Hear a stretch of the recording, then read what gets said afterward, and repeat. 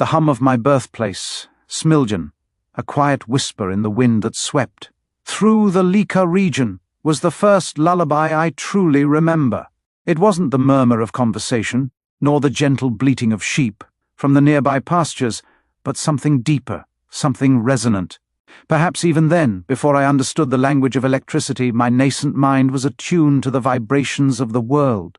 My mother, Juka, a woman of quiet ingenuity, was the true architect of my early fascination, while my father, Milutin, a man of faith and eloquent prose, envisioned a life of spiritual guidance for me. His own scholarly pursuits often kept him immersed in dusty tomes.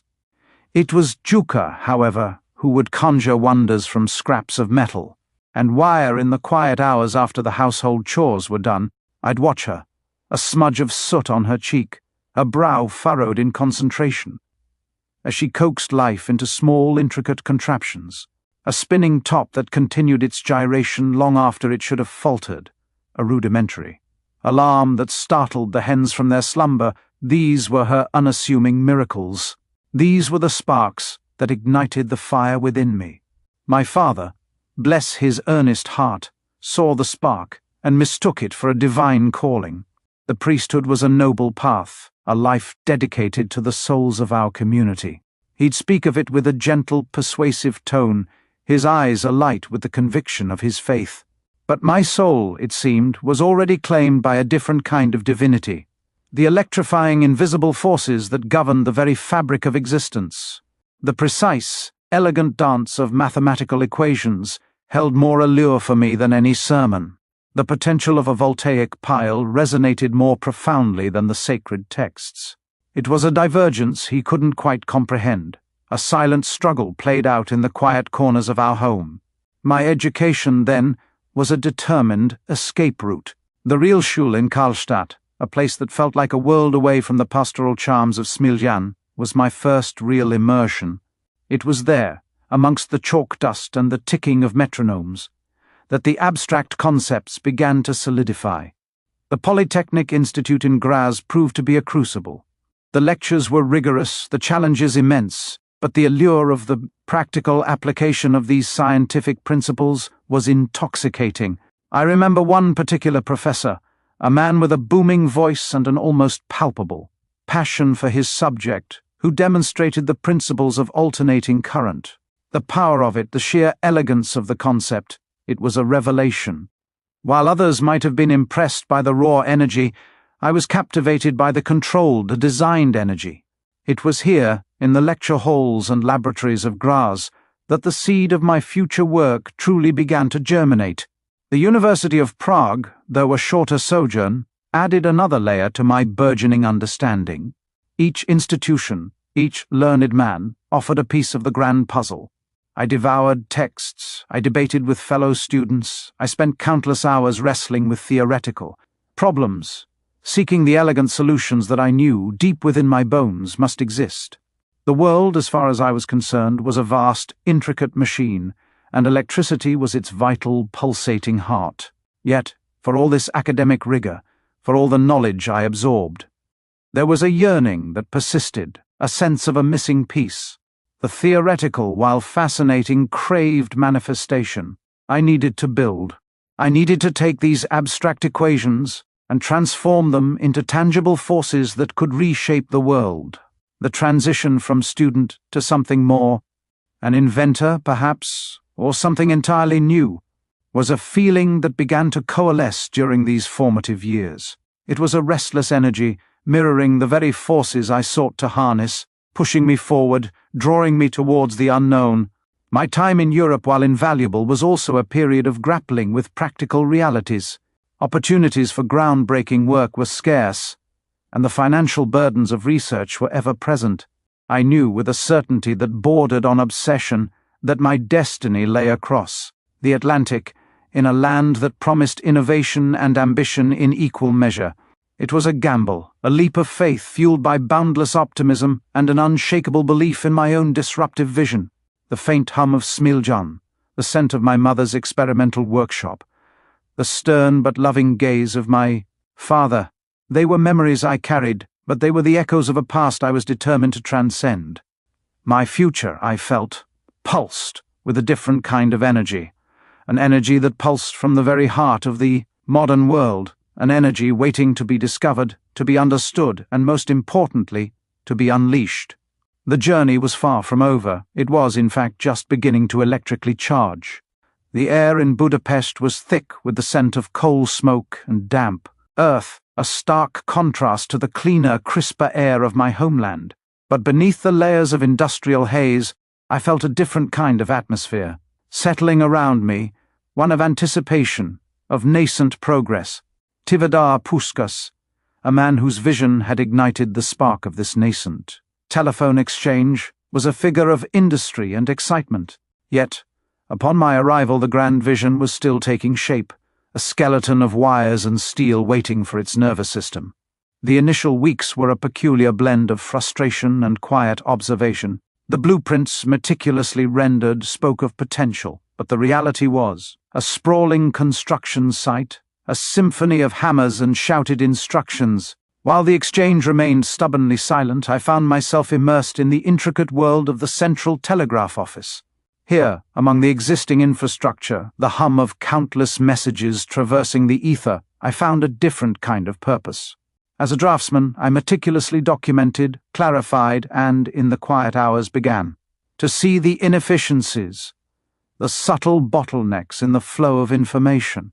It was a playground of circuits and relays, a tangible manifestation of the abstract principles I had internalized. Then the Budapest telephone exchange sputtered to life.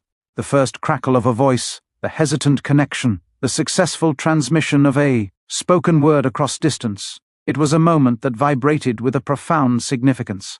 And I, who had only a few months prior been sketching diagrams in relative obscurity, found myself thrust into the role of chief electrician. The responsibility was immense, the challenges exhilarating. The equipment, though functional, was crude by my burgeoning standards. It whined and sputtered, prone to interference and prone to failure. The theoretical knowledge I possessed was no longer confined to dusty textbooks. It demanded immediate application, hours stretched into days, fueled by strong coffee and an insatiable drive to improve. I remember one particularly stubborn circuit, a temperamental component that consistently degraded the signal strength. The engineers around me accepted it as an unfortunate limitation, a cost of doing business. But for me, it was an affront to the very elegance of electromagnetism. My mind, usually a tempest of abstract thought, became a finely tuned instrument of diagnostics. I traced the currents, analyzed the waveforms, and felt the faint, almost imperceptible hum of the technology. And then, in the dead of night, surrounded by the quiet whirring of dynamos, the idea struck me. A device that could amplify the signal, not just bolster it, but truly magnify its purity, its clarity. It was an extension of the telephone's core purpose, a way to overcome the inherent limitations of distance and degradation. I began sketching again, not architectural plans this time, but the intricate wiring diagrams for what I envisioned as a telephone repeater, the concept of a device that could take a weak signal and regenerate it, making it stronger and clearer was more than just an improvement, it was a leap forward. It was the first tangible step toward harnessing a force that could bridge not just cities, but minds. The feeling was akin to discovering a new element, a new law of nature. This period in Budapest, while a crucial step in my practical education, also reinforced a growing restlessness. The spirit of innovation was present, yes, but it was often tempered by practicality, by the immediate needs of commerce. I craved a larger canvas, a place where bold experiments were not just tolerated but actively encouraged. My mind, a restless engine of invention, was already yearning for the vast potential that lay across the ocean. America. The very name resonated with a promise of progress, of a society built on the bedrock of ideas made manifest. The thought of it, the burgeoning industrial might, the unwritten technological frontiers, filled me with a sense of destiny.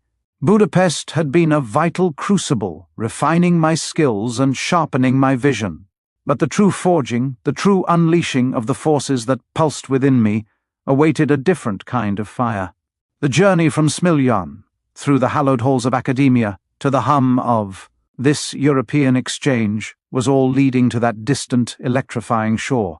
The electrical charge of my future was building, and I could feel it almost humming in my bones. The ink bled slightly on the page as I sketched, the rough paper of my notebook doing little to contain the frantic energy of my thoughts. Budapest was a city of gaslight and horse-drawn carriages, a world away from the burgeoning electric dreams that consumed me. The telephone exchange, my domain, was a symphony of clicks and whirs, a tangible representation of human connection, yet frustratingly primitive. The very essence of communication, I felt, was being hampered by the crude technology. Signals weakened with distance, voices distorted, and the promise of instant global conversation felt like a distant, hazy myth. My mind, already a fertile ground for invention, had been wrestling with this problem. In the quiet hum of the dynamos, amidst the scent of ozone and oil, solutions began to coalesce. The idea for the telephone repeater had arrived not as a bolt of lightning, but as a slow, inevitable tide. It was an extension of the very principles I was learning to manipulate, a way to take a faltering whisper and amplify it into a clear, resonant voice. This wasn't just about fixing a faulty wire, it was about overcoming a fundamental limitation, about pushing the boundaries of what was possible. I saw it, a series of precisely arranged coils and condensers capable of receiving a weak electrical impulse, regenerating it, and sending it forth, stronger, clearer, and undiluted. It was a concept so elegant, so profoundly right, that it felt less like an invention and more like a discovery. The engineers around me, practical men focused on the immediate, saw the limitations. "It is the nature of the wire, Nikola," they'd say, shrugging. "Distance attenuates." But for me, attenuation was an unacceptable surrender. It was an invitation to innovate, a gauntlet thrown down by the very laws of physics that I was beginning to understand with an almost visceral certainty. This drive to refine, to perfect, to push beyond what was readily apparent was a constant companion. It was a hunger that the routine maintenance of the exchange, while providing invaluable experience, could never truly sate. Europe, with its history and its established order, felt increasingly confining. The conversations I had, the breakthroughs I glimpsed, often ran headlong into the brick wall of tradition and established capital. The idea for the induction motor, a concept that had sparked a life in my mind, during those same restless nights in Budapest, had met with polite indifference. The world, it seemed, was not yet ready for the full scope of my vision. I needed a place where the future was not just anticipated, but actively built. A place where the very air thrummed with the potential for radical change. And then there was America. The name itself was a siren call, a promise of boundless opportunity, a land where ambition could find fertile ground. I had heard tales of its burgeoning industrial might, of its insatiable appetite for innovation. It was a place where the boldest ideas, the most audacious dreams, could potentially take flight. The thought of it, the sheer scale of its potential, the unwritten rules of its technological frontier, began to consume my thoughts. Budapest had been my forge, shaping my skills and tempering my spirit.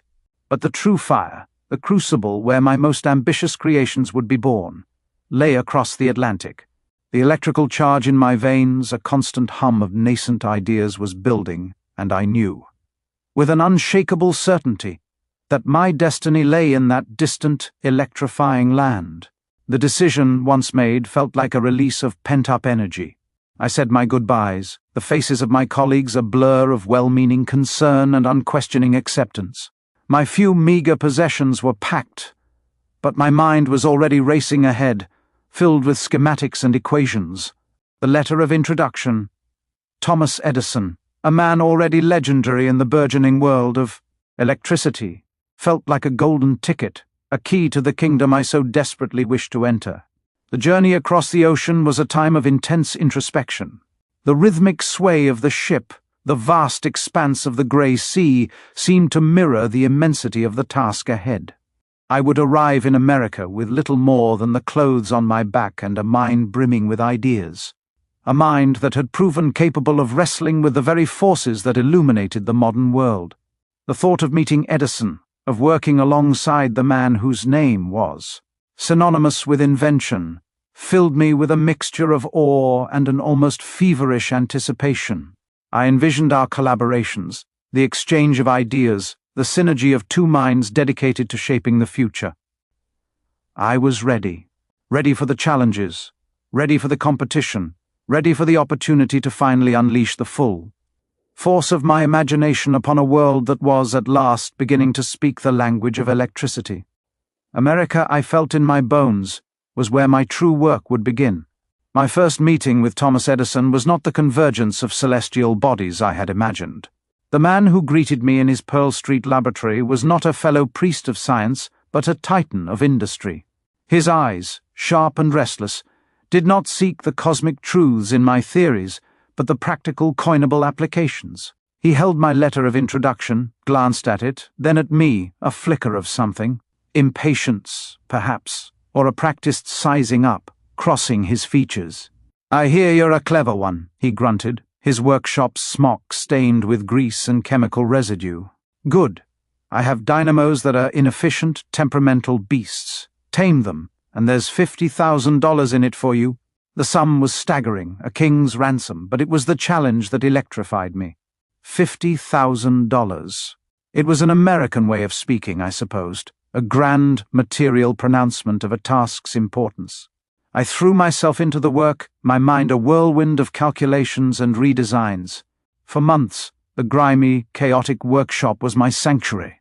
I redesigned his direct current generators, creating new controls that stabilized them, improving their output and efficiency to a degree that even Edison's most seasoned engineers had deemed impossible. I slept on a cot in a corner, fueled by black coffee and the hum of machinery, my mind alight with the pure joy of a problem solved.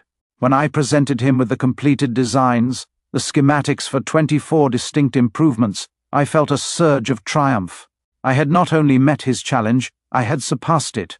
I had tamed his beasts. "Excellent work, Tesla," he said, poring over the drawings with a keen, appraising eye. He saw the value instantly. Then, with the confidence of a man who had never been told no, I brought up the matter of the promised compensation. Edison let out a short, barking laugh.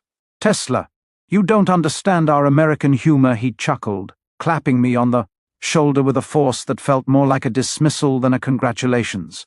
My blood ran cold. The $50,000, the grand pronouncement, had been a jest, a carrot dangled before a workhorse. In that moment, the chasm between us became terrifyingly clear. He dealt in filaments and wires, in patents and profits. I dealt in fields and frequencies, in the fundamental architecture of the universe. He saw me as a brilliant tool. I had seen him as a peer. When I pressed the issue, insisting that the work I had done was worth a substantial raise at the very least, he scoffed. The filament of my patience snapped. I resigned that very day, walking out of the noise of Pearl Street and into the unnerving silence of my own uncertain future. The dream of America, however, was a persistent one. I soon found new backers, men of finance who saw potential in my name, now tinged with the notoriety of my association with Edison. They funded the Tesla Electric Light Company. Their request was simple, almost insultingly so after the complexities of Edison's dynamos: improve arc lighting. It was a step backward technologically, but a necessary one. Once more, I poured my intellect into a practical problem, designing a system of arc lamps that was elegant, reliable, and far superior to existing models. I delivered the patents, a tidy portfolio of innovation, feeling I had fulfilled my end of the bargain and earned the right to pursue my true passion, alternating current. Instead, I was summoned to a boardroom. The men who had funded me sat around a polished table, their faces impassive. They informed me, in the calm, devastating language of commerce, that they were restructuring. The company would move forward, focused on manufacturing and utility services. My services as an inventor were no longer required. They had what they wanted, my patents. I was left with a worthless stock certificate and the clothes on my back. They had hollowed me out, taken the fruit of my mind, and cast the shell aside. The betrayal was so profound, so clinically executed, it left me breathless. What followed was the darkest winter of my soul. The great mind that had wrestled with the invisible forces of the cosmos was now attached to a body that dug ditches for $2 a day. The icy New York winds spit at me. My hands, once accustomed to delicate instruments, were calloused and raw from the pick and shovel. Each shovelful of dirt felt like a burial of my ambitions. I would stand in the muddy trenches, the city's indifferent pulse throbbing around me, and my mind would retreat into its sanctuary. While my body labored, my thoughts soared. I designed entire systems in my head. I saw with perfect clarity the rotating magnetic field. I built, piece by piece in the theater of my imagination, the induction motor, a device that required no commutator, no sparking brushes, a motor that would run on the alternating current Edison had so scornfully dismissed.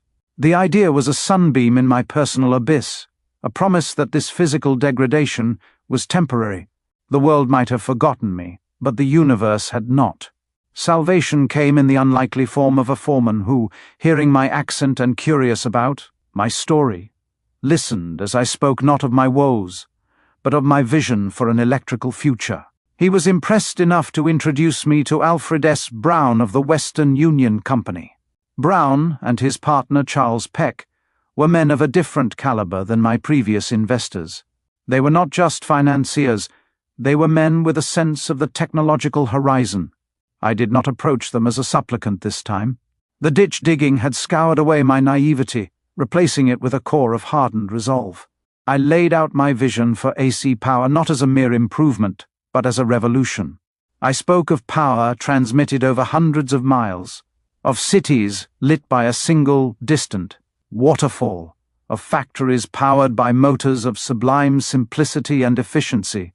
I showed them the schematics I had perfected in my mind while my hands were bleeding.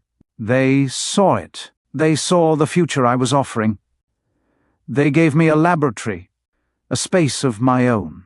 Walking into that modest building on Liberty Street was like drawing a breath after being held underwater for an eternity. Tools, wires, coils. It was my kingdom. Here, there were no Edisons to mock my humorless nature, no investors to draft a schematic of betrayal. There was only the work, and so I built it. From the phantom blueprint in my mind, I forged its components into reality. Copper, iron, and insulated wire, meticulously assembled according to the grand design. The day we first tested the prototype of the polyphase AC induction motor was quiet, devoid of grandeur. Peck and Brown stood by, their faces a mixture of hope and skepticism. I made the final connection.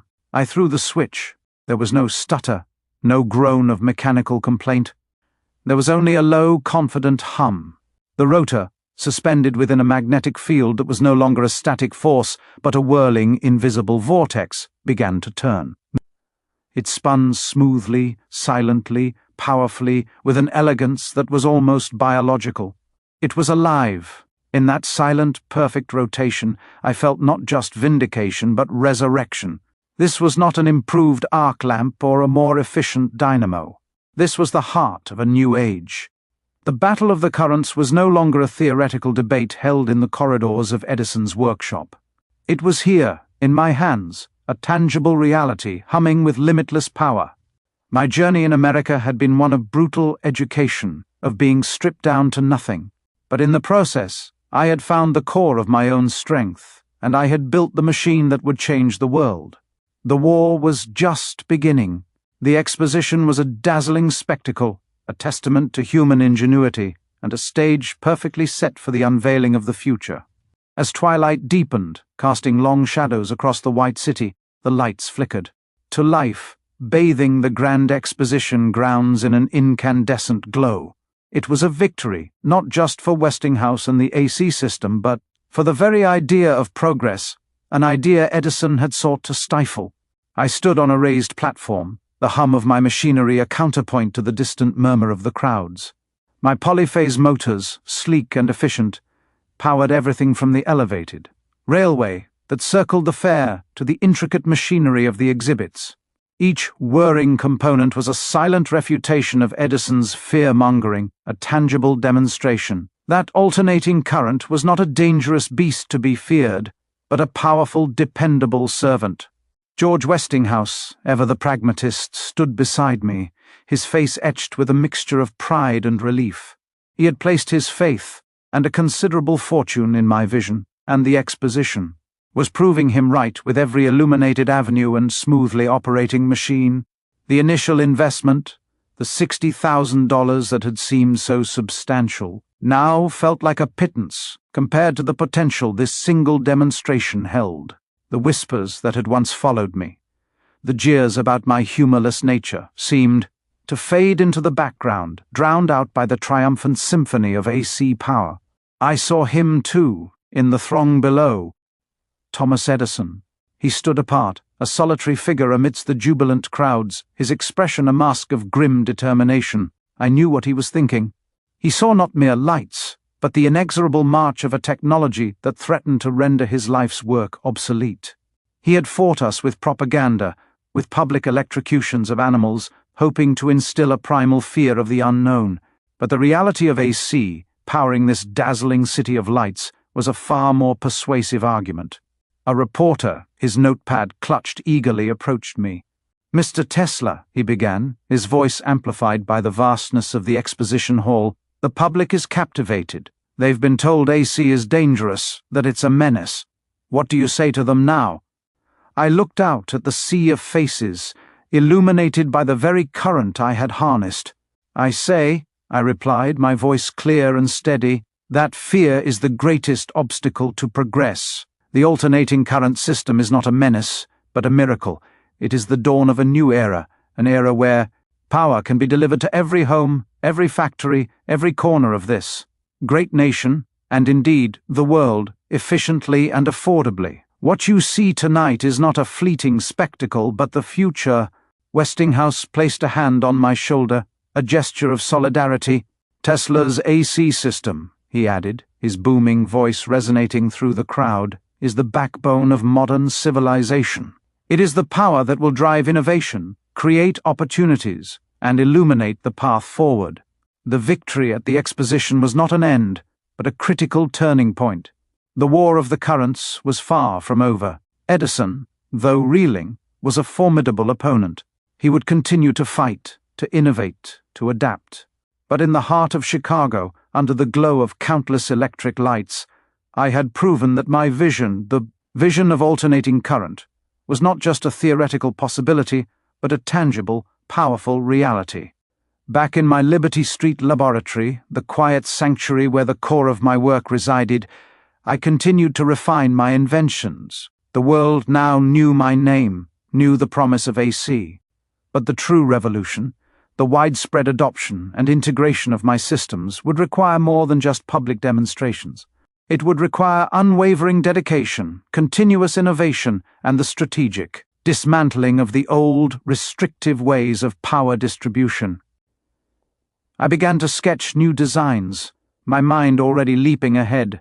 The AC system was the foundation, but what else could this seemingly boundless power achieve? Wireless transmission for one, the dream of sending energy through the air, of freeing humanity from the constraints of wires, was a potent allure.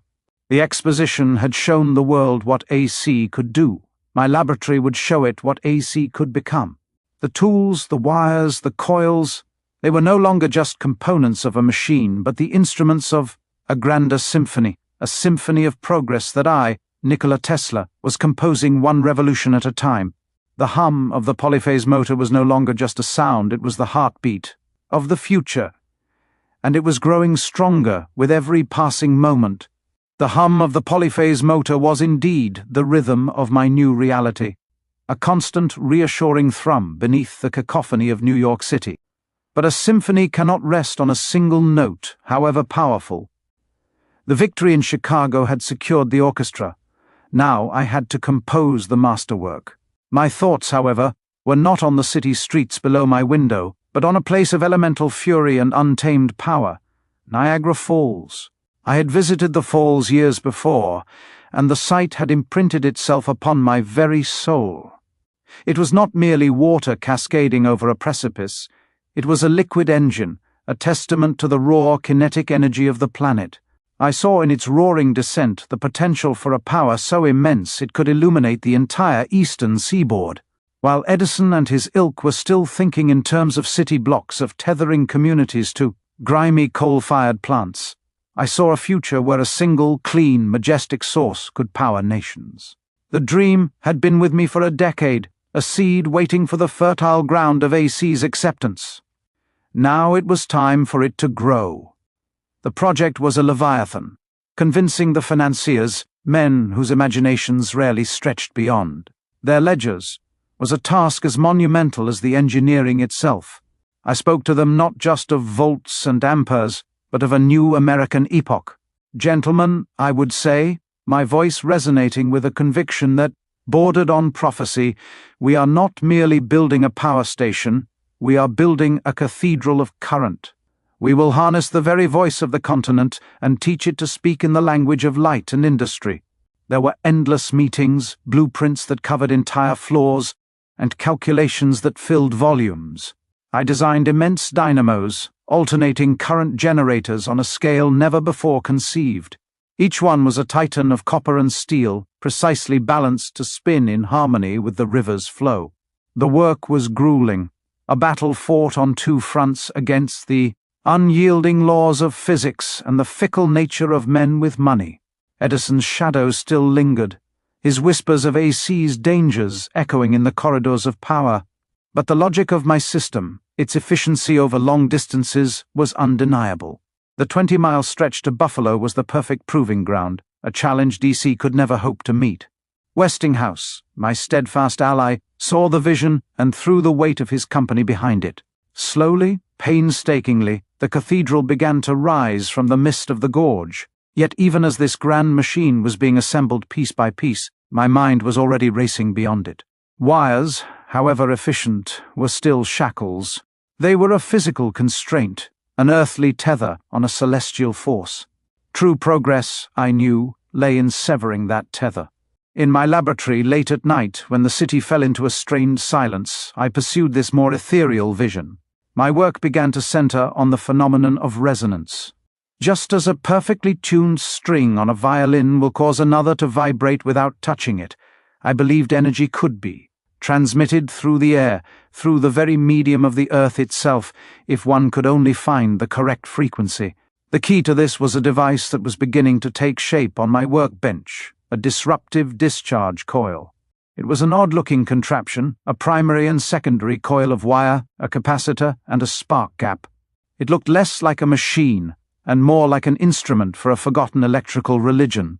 When I first threw the switch, the laboratory was filled with a sound unlike any other, not the smooth hum of the AC motor, but a sharp, serrated crackle, a miniature lightning storm contained within my sanctuary. The air grew thick with the clean, metallic scent of ozone. The results were immediate and staggering. From the top of the secondary coil, a violet corona erupted, tendrils of pure energy reaching out into the air like ghostly fingers. I could hold a gas-filled tube, disconnected from any power source, and it would blaze to life in my hand, as if I were a magician holding a captured star. This was no mere parlor trick. This was the fundamental principle I had been searching for. I was not creating energy, I was awakening it, resonating with a field that was already there all around us. I spent countless nights refining the design, pushing the voltage higher, tuning the frequencies with microscopic precision. I would stand in the center of the room, the coil thundering beside me, and watch as lamps on the far side of the lab flickered into existence, powered by nothing but the oscillating field I had created. It was in these moments that I felt most alive, a solitary priest in communion with the universe's most secret forces. While the world celebrated the brute force of Niagara, I was here, quietly conversing with the cosmos. I was learning to paint with lightning. In the autumn of 1896, the telegram arrived. The final switches had been thrown. The power of Niagara Falls was flowing, a steady, unwavering current, across 20 miles of wire and into the city of Buffalo. Streetcars began to move, factory machines whirred to life, and the city's lights shone with a brilliance never before seen. It was the culmination of everything I had fought for. The War of the Currents was, for all intents and purposes, over. I had won. A younger man might have rushed to Buffalo to stand in the glow of his triumph and accept the world's adulation. But I remained in my laboratory on Liberty Street. I read the telegram, a faint smile touching my lips, and then I set it aside. My attention was fixed elsewhere. That night, alone amidst the scent of ozone and the crackling song of the coil, I conducted an experiment. I walked to the darkest corner of the lab, far from the apparatus, and held up a single, simple vacuum bulb. In my other hand, I held nothing. I closed my eyes, focusing my will, picturing the energy flowing not through wires, but through the floor, the air, my own body. The coil roared. I opened my eyes. The bulb in my hand was glowing. A soft, steady, ethereal light emanated from the glass, powered by nothing visible, held aloft by my own ambition. The great dynamos at Niagara were a heart, pumping the lifeblood of a new age through the arteries of a nation. It was a magnificent achievement. But this was its soul. A disembodied light, burning freely in the darkness. The world celebrated the harnessed river. I held in my hand the promise of a harnessed world.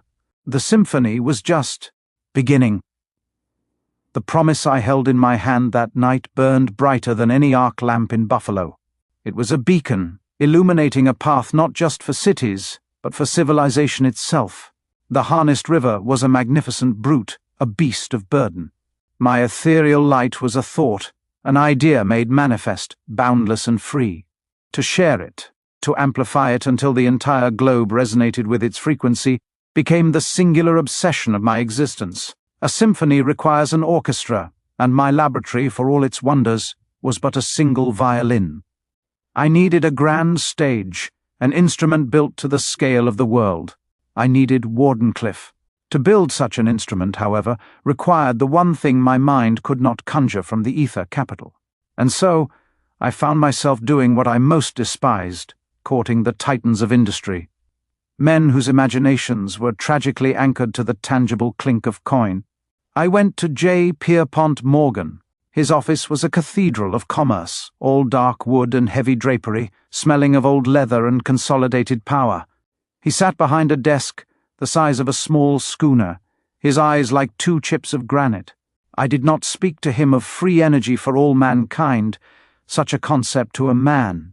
Like Morgan would be akin to speaking of the divinity of the number 3. It was a language he did not, and would not, understand. Instead, I spoke of a world telegraphy system. I painted a picture of instantaneous communication, of stock quotes transmitted across oceans, in a flash of personal messages delivered without the plodding pace of ships or cables. I offered him the world on a platter of profit. He listened, his formidable nose twitching as he sniffed for the scent of a sound investment. He saw the logic, the raw commercial power of it. He did not see the poetry, he did not hear the symphony. He heard the rhythmic report of a cash register, and it was a sound he liked. "The world will be in your hands, Mr. Tesla," he said, and with that, the funds were secured. I felt a pang of guilt for the necessary deception, for veiling the soul of my work in the drab cloth of enterprise, but it was a means to a divine end. The land on Long Island was a tabula rasa, a wind-swept expanse of scrub pine and sand. It was perfect. There, under the vast, open sky, my dream began to take root in the soil. I oversaw every detail, from the mixing of the concrete to the winding of the colossal secondary coil deep within the earth. Men swarmed the site, their shouts and the clang of hammers replacing the quiet hum of my laboratory. And slowly, agonizingly, the tower began to rise. It was not mere steel and wood. It was my will made manifest. 187 feet of latticed timber and steel, crowned with a 55-ton dome of hemispherical steel. It was a giant mushroom, a tuning fork designed to strike a chord with the planet itself. Below it, a labyrinthine root system of iron pipes extended 300 feet into the ground, gripping the earth, preparing to make it sing. Stanford White, The finest architect of our age shaped its form, but I gave it its purpose. It was a conductor's baton, and I was ready to lead the terrestrial orchestra. The nights were the most spectacular. When we began the preliminary tests, the air itself would come alive. The dome would glow with a violet corona, a halo of St. Elmo's fire that could be seen for miles. Great crackling streamers of man-made lightning, some over 100 feet long, would erupt. From the apex, tearing through the night sky with a roar that shook the very ground. The air for miles around became so charged that one could hold a fluorescent tube in the field and it would burst alight. Horses in nearby stables reared up, their hooves striking sparks from the iron horseshoes on the electrified ground. It was magnificent. It was terrifying. It was the overture, but while I was composing my planetary symphony, others were content to play simple, effective ditties. Guglielmo Marconi, a clever Italian with the backing of my old nemesis. Edison and Carnegie was not trying to resonate with the Earth. He was simply flinging sparks across the airwaves, a crude, inefficient, brute force method. He was shouting while I was learning to whisper with the cosmos. And yet, the world, with its insatiable appetite for the immediate, listened to the one who shouted first. In December of 1901, the news struck me like a physical blow. Marconi had sent a signal, the letter S in Morse code, across the Atlantic Ocean. It was a pathetic whisper compared to the roar I was capable of, a single discordant note in the grand harmony I envisioned. But it was enough. It was tangible. It was done.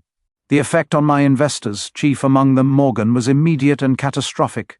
I was summoned back to the Granite office. The warmth, if it had ever been there, was gone. "And I have seen the reports, Tesla," Morgan began, his voice flat. "Marconi has sent a message to England. Is this not what you propose to do?" "Mr. Morgan," I explained, leaning forward with an urgency I could barely contain. "From what Marconi has done is akin to building a raft to cross a puddle. I am building a vessel to navigate the oceans of the cosmos. He uses a fraction of the power, splashing it wastefully into the ether. My tower will harness the planet itself. It is not merely for telegraphy, but for the transmission of power, of light, of energy for all." He stared at me, his stony gaze unwavering. Then he asked the question that sealed my fate, the question that revealed the unbridgeable chasm between our two worlds. "And Pint, if anyone can draw power, then where do we put the meter?" The words hung in the air, thick and suffocating. The meter. The wretched, damnable meter. The symbol of every limitation, every toll gate, every barrier placed between humanity and its own potential. In that moment, I saw it all with a blinding, heartbreaking clarity. He had not funded a dream, he had invested in a telegraph pole. And when a cheaper pole was erected, his interest vanished. The funding ceased. Wardenclyffe, my magnificent instrument, fell silent. The work crews departed, leaving behind a hollow monument to a future that refused to be born. I wrote frantic letters, pleaded with other financiers, but the verdict was in. Marconi was the victor, his crude shouting more palatable to the world's ear than my complex harmony. The tower stood for years, a skeletal finger pointing at an indifferent sky, a haunting reminder of what could have been. The salt air of the Sound began to rust its steel crown. Weeds reclaimed the grounds where lightning once danced. The end came in 1917, during the Great War. The government, fearing German spies could use the tower for observation, ordered its demolition. I did not go to watch. I could not bear it. But I heard the reports. They used dynamite. A series of explosions, a plume of smoke and dust, and my symphony, my life's grandest work, was reduced to a tangled heap of scrap metal, sold off to pay my debts. They took the body, but they could not take the soul. Even now, in the quiet of my hotel room, surrounded by papers and pigeons, I can still feel it. I close my eyes, and I am back in my lab on Liberty Street. The great coil hums its resonant song, and in my hand a simple glass bulb ignites with a soft, ethereal light, powered by nothing but a dream. They may have torn down my tower, but they can never extinguish that light. The idea remains, waiting in the ether for a world that is finally ready to listen. The symphony is not over. It is merely waiting for a new conductor. The pigeons were my solace, my flock of feathered confidants. They understood the language of the wind, the unseen currents that whispered secrets of energy and possibility. When the world dismissed my grand designs, when the financiers retreated like tides from a barren shore, they remained. I fed them, spoke to them, their gentle cooing a more appreciative audience than any board of directors. They were pure, unburdened by the petty calculus of profit and loss. They asked no questions about meters. My mind, however, refused to be tethered to the earth, to the mundane concerns of the short-sighted. Even as Wardenclyffe crumbled in memory, then in reality, my thoughts soared. The Great War, a grotesque testament to humanity's destructive ingenuity, only fueled this yearning for something more. If nations could hurl thunderbolts of destruction, why not harness the very fabric of the cosmos for defense? The death ray, as the FBI so melodramatically termed it, was not born of malice, but of a desperate hope. Could I invent a shield, a deterrent so potent that it would render war obsolete? The Soviets, with their grim pragmatism, saw only weaponry. They offered resources, a stark contrast to the empty promises and stifled ambitions of my former patrons. But even their interest felt limited. They sought a tool, a weapon to be wielded. I sought a solution. I remember one evening, the air in my hotel room thick with the scent of stale tobacco and the rustle of pigeon feathers. A gruff man, an agent from the bureau, sat across from me, his eyes sharp, suspicious. He held a sheaf of papers, my scattered pronouncements on energy transmission, my scattered inquiries about certain military applications. "Mr. Tesla," he began, his voice a low rumble, "we have reports. Talk of a ray, a weapon." I gestured to the pigeons pecking at crumbs on the windowsill. "And these creatures, Agent, what do they whisper to you?" He scowled, unfazed. "They whisper of your unusual associations, and of a device that could supposedly bring down an airplane from miles away." A faint smile touched my lips. "The ether, Agent, is a vast ocean. We are merely learning to navigate its currents. This ray, as you call it, is a beacon in that ocean. It speaks of power, yes, but also of control. Imagine a world where such power could be used not to destroy, but to dissuade, to render conflict unthinkable." He leaned forward, his suspicion deepening. "And who exactly would wield this dissuasion, Mr. Tesla?" The chasm opened between us once more. He saw a threat, a potential weapon to be controlled or neutralized. I saw a possibility, a harmonious force waiting to be understood. "The world, Agent," I said softly. "The world, when it is ready to listen." He did not understand. He could not.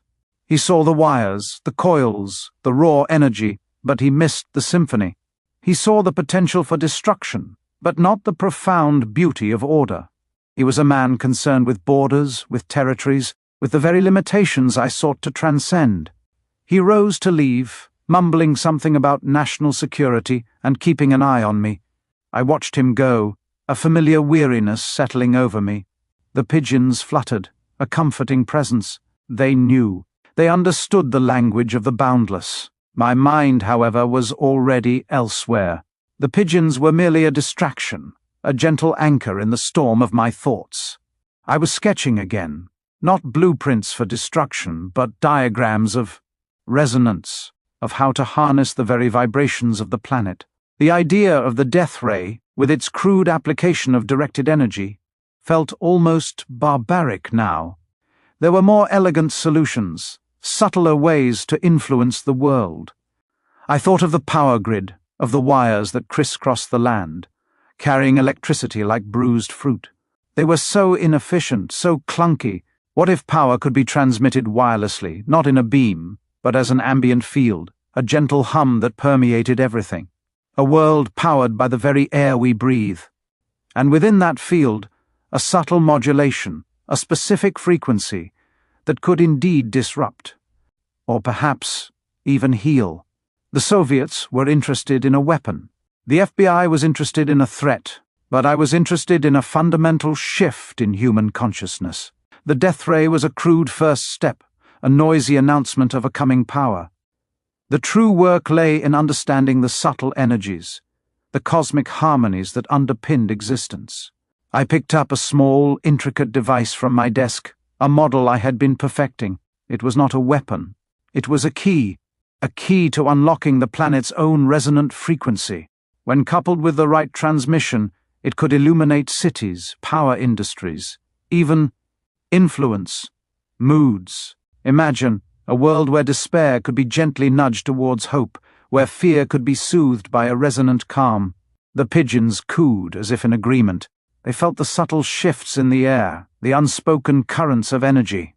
They were closer to understanding than the men in suits, closer than the financiers who demanded meters. The death ray was a concept born of necessity, a response to the world's violent trajectory. But my true legacy, I knew, lay not in its destructive potential, but in the understanding it forced me to pursue.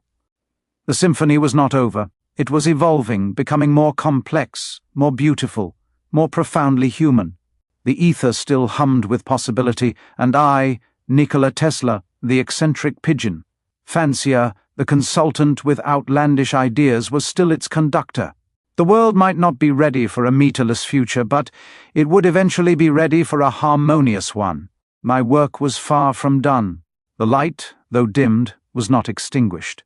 It was merely gathering strength, waiting for the right moment to ignite the world. The final days were a quiet hum, a fading resonance. The city outside my window, a chaotic symphony of honking horns and distant sirens, seemed to mock the stillness that was settling within me. They called it coronary thrombosis, a poet's term for a heart that had simply run out of its celestial rhythm. But I knew it was more than that. It was the culmination, the grand finale of a lifetime spent listening to the whispers of the universe. My hands, once capable of coaxing lightning from the sky, now trembled with the delicate tremor of autumn leaves. The device lay beside me, its polished brass cool against my skin. It was my magnum opus, my testament to a world unburdened by wires and meters, a world that breathed electricity and sang with cosmic harmony. I had envisioned it powering not just cities but souls. Imagine, I had mused, a gentle frequency that could soothe the frayed nerves of humanity, a balm for the collective anxieties that pulsed through the very fabric of existence. The pigeons, my companions in this twilight existence, cooed softly from the windowsill. They understood. They felt the subtle shifts, the unspoken currents, the whispers of the ether that the hurried, ambitious men of this world so rarely perceived. They were closer to the truth than any general or industrialist content with the simple rhythm of existence. The death ray, a concept the fearful minds in Washington had fixated upon, was a mere blip, a crude first draft. It was a necessary provocation, a loud declaration of the power that lay sleeping within matter. But my true work, the work that occupied my fading thoughts, was far more profound. It was about understanding the subtle energies, the invisible architecture of the cosmos, the grand symphony of creation. My gaze drifted to the intricate schematics scattered across my desk, designs that had once sparked with the fire of 1,000 volts. Now they were faded blueprints of a future I would not witness. The power grid, a clumsy network of veins carrying a bruised and broken current, was a symbol of humanity's reluctant embrace of progress. I had dreamed of a different way, a flowing, ambient field, a gentle hum, permeating all, a world powered by the very air we breathe. And within that field, a subtle modulation, a specific frequency that could indeed disrupt, or perhaps even heal. The Soviets were interested in a weapon. The FBI was interested in a threat, but I was interested in a fundamental shift in human consciousness. The death ray was a crude first step, a noisy announcement of a coming power. The true work lay in understanding the subtle energies, the cosmic harmonies that underpinned existence. I picked up a small, intricate device from my desk, a model I had been perfecting. It was not a weapon. It was a key to unlocking the planet's own resonant frequency. When coupled with the right transmission, It could illuminate cities, power industries, even influence moods. Imagine a world where despair could be gently nudged towards hope, where fear could be soothed by a resonant calm. The pigeons cooed, as if in agreement. They felt the subtle shifts in the air, the unspoken currents of energy. They were closer to understanding than the men in suits, closer than the financiers who demanded meters. The death ray was a concept born of necessity, a response to the world's violent trajectory. But my true legacy, I knew, lay not in its destructive potential but in the understanding it forced me to pursue. The symphony was not over. It was evolving, becoming more complex, more beautiful, more profoundly human.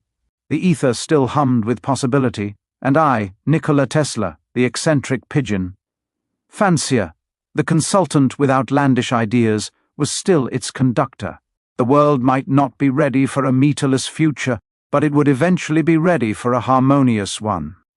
My work was far from done. The light, though dimmed, was not extinguished.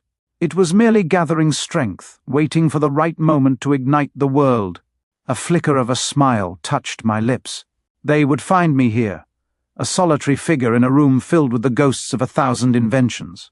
They would dissect my mind, label my life, and perhaps, in their clumsy way, try to understand. The man who had dared to dream of a world powered by the very pulse of the cosmos. But they would never truly grasp it.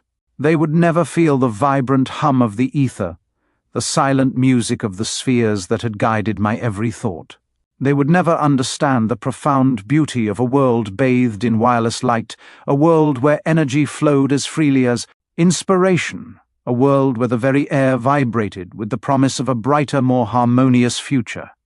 The coronary thrombosis was just a physical manifestation of a soul that had finally transcended the limitations of the flesh, a soul returning to the infinite reservoir of energy from which it had sprung.